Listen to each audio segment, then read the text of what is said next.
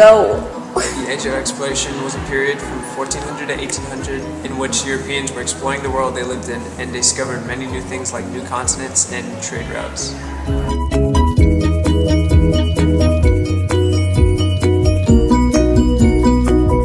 For the Europeans to go out and try to expand. They wanted to see new and exciting places, boost their economy with new sources for spices and gold, and they had the desire to spread Christianity all over the world. Voyages were made possible only through new and improved technologies.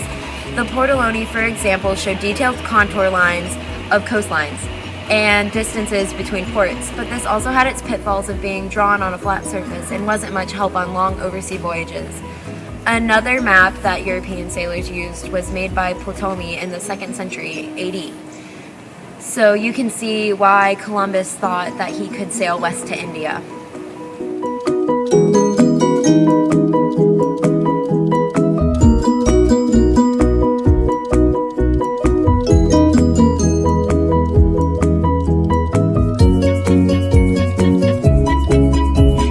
To make long sea voyages happen, the Europeans had to learn how to make superior ships. They learned how to use an axle rudder from China.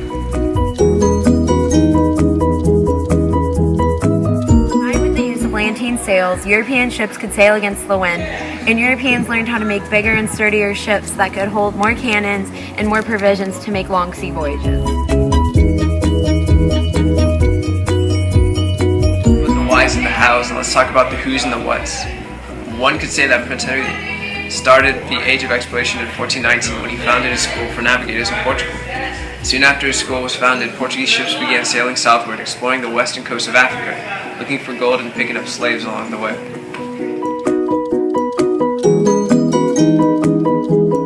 Slaves and gold, Europeans were also looking for new trade routes to India, direct trade routes to India to be specific. And Bartholomew Diaz was the first person who managed to round the Cape of Good Hope, but he didn't make it all the way to India because he feared mutiny of his crew.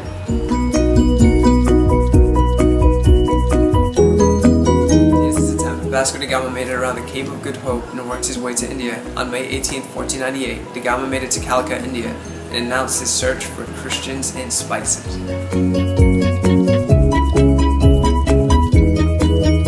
Find Christians, but he did find spices and a new war for Portugal to fight. In 1509, the Portuguese defeated the Turkish and Indian forces to gain control of the Indian coast and monopolize the spice trade. The fighting was Admiral Alfonso de Albuquerque. He set up ports in Goa, Bombay, and Malacca. But Albuquerque was ruthless and didn't shy away from killing when he could. This led to the Indians hating him instead of respecting him. Not only did Albuquerque kill people when he had the chance, but he would also chop off the hands of men and the ears and noses of women to inspire fear across the natives.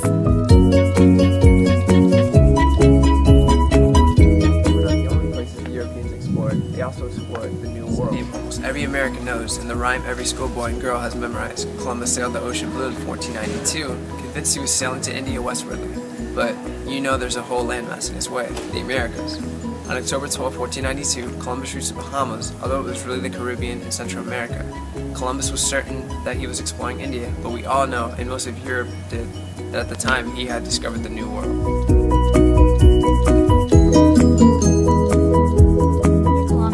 John Cabot, under King Henry VII, explored the coast of New England, and Pedro Cabral of Portugal accidentally discovered South America in 1500.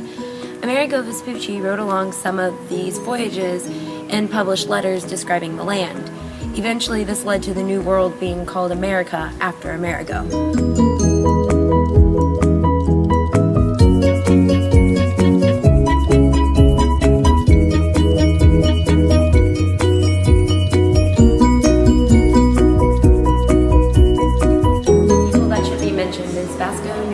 Balboa, who explored the Isthmus of Panama and reached the Pacific Ocean in 1513, and also Ferdinand Magellan, who technically circumnavigated the world for the first known time.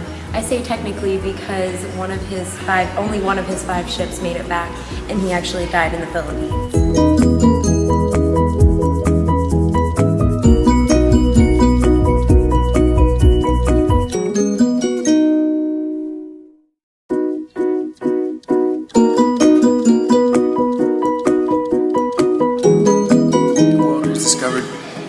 true European fashion, it was conquered and then colonized, with first the conquering. The two main Native American populations were the Incas and the Aztecs, and the Spaniards sent their conquerors to dominate these natives. In Peru lived the Incas, but in 1535 they were conquered by Francisco Pizarro, and by 1550 the Aztecs in Mexico were conquered by Hernan Cortez.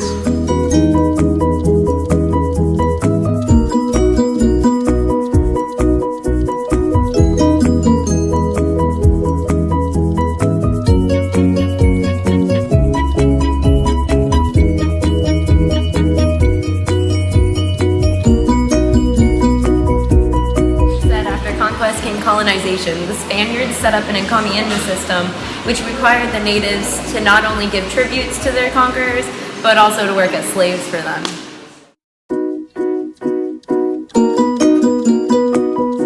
Europeans caused a lot of pain, suffering, and death. But it wasn't just the harsh practices that killed off the natives, it was also the diseases that the Europeans brought over, like smallpox.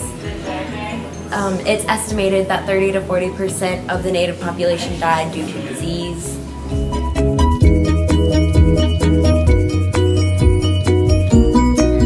By someone the Spanish used as a viceroy, and the viceroy would govern in the audiencias within judicial bodies of the New World.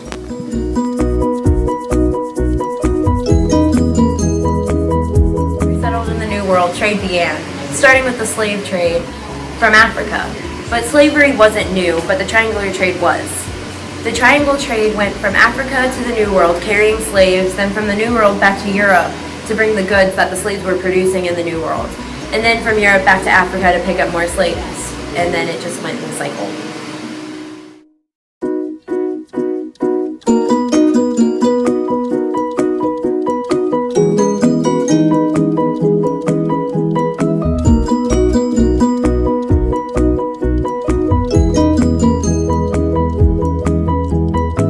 The opposite side of the world to Asia. After fighting with the French and Dutch, England took hold on India, and thanks to Robert Clive, the East India Company was able to be founded. And it was the first joint stock company made, but we'll get to that later. And by 1858, India was made an official British colony. India wasn't the only Asian nation affected. There was China and Japan too. China closed off its borders and refused to trade with Europe, eventually leading to its downfall. In Japan, at first the Japanese were open to European influences, but in the 1600s, Western influences were rejected and then restricted.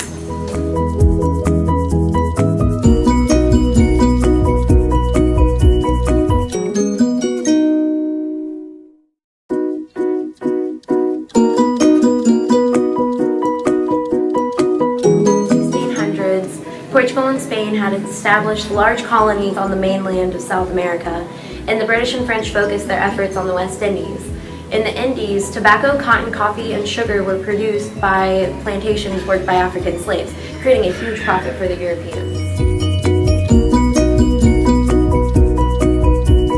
South America, in the Caribbean, that Europe had control over. The British controlled their 13 colonies and used their lands only to support the mother country, using the ideals of mercantilism, also the beginning of taxation without representation. And don't forget about the French. They controlled Canada and parts of Western North America. So the Europeans got their gold and the glory. What about God?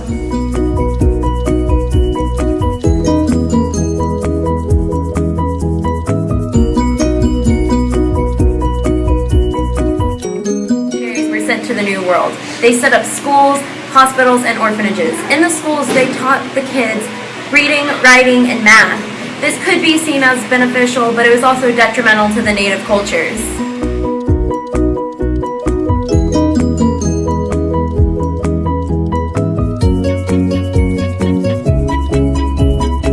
The biggest influence of the Age of Exploration was on the economies.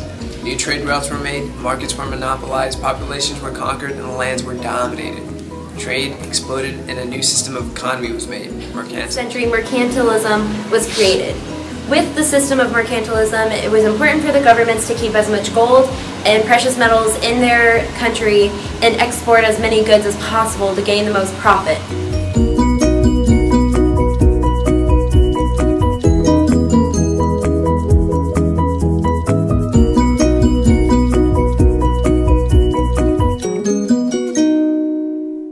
Exploration is characterized by growth and discovery. Whether it was good or bad, the Europeans dominated. Trade was increased and money was flowing. Bye.